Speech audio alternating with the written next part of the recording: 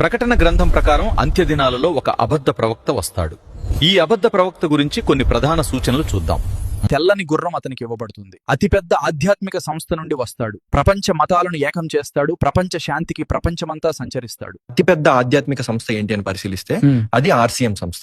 ఇది ప్రపంచంలోని అన్ని దేశాలలోనూ విస్తరించింది. ఈ సంస్థకు నాయకుడు పోపు.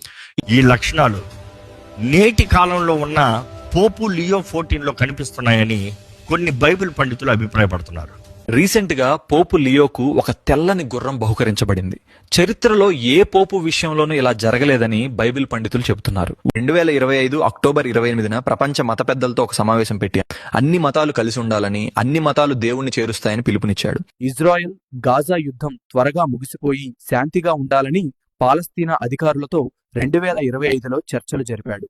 ఇవన్నీ మంచి విషయాలే కదా అని కొందరికి అనిపించినా ఇవి బైబిల్ చెప్పిన అబద్ధ ప్రవక్తకు సంకేతాలుగా కనిపిస్తున్నాయి. ఈయనే అంతిమ అబద్ధ ప్రవక్త అని ఖచ్చితంగా అవును అనలేం, కాదు అని కూడా అనలేం.